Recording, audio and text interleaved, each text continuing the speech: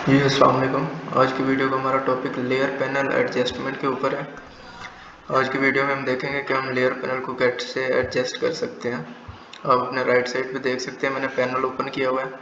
यहाँ पे लेयर का डायलॉग बॉक्स मैंने ओपन किया हुआ है।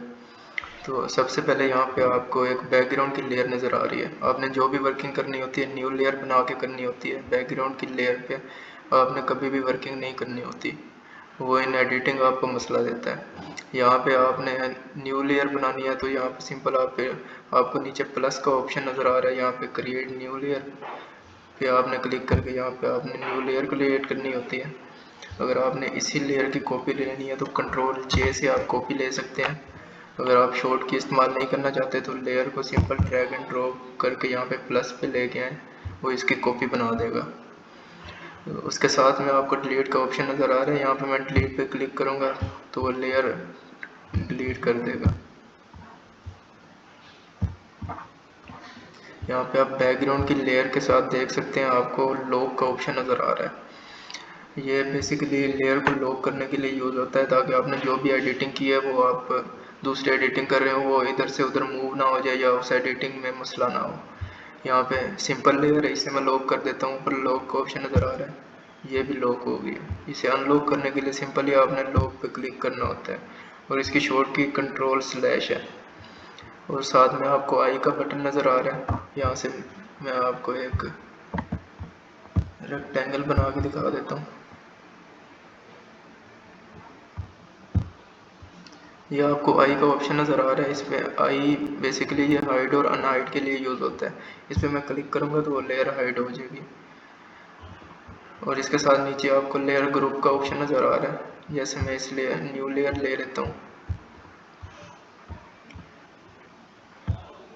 मैं इस पर क्लिक करता हूँ तो लेयर का ये ग्रुप बना दिया इसने। अगर मैं लेयर्स को सिलेक्ट करके इस पर क्लिक करता हूँ तो ये ग्रुप और बना देगा। इसको मैं ओपन करूँगा, ये सारी लेयर्स जो मैंने बनाई थी सिलेक्ट की थी वो इसके अंदर आ रही हैं।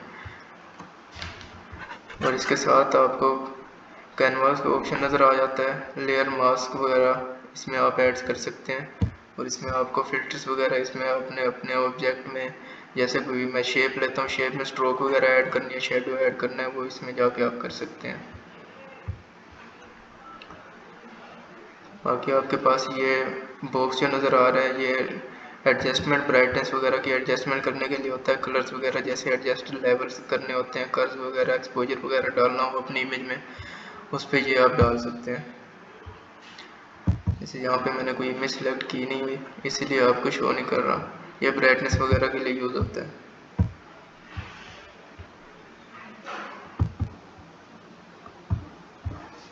यहाँ से मैं आपको कंट्रोल Z करके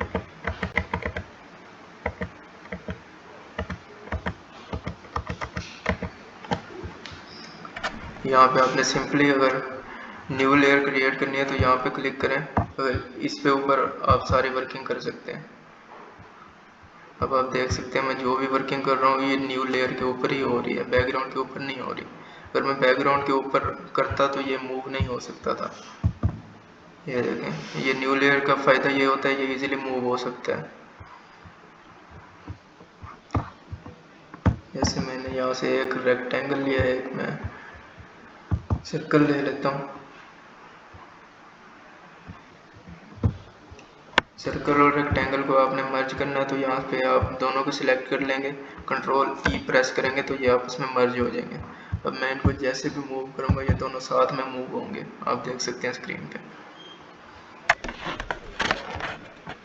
और अगर आपने इसको लॉक करना है तो लॉक कर देते हैं तो ये मूव नहीं होंगे अब, क्योंकि ये लॉक है, ये आप देख सकते हैं स्क्रीन पे।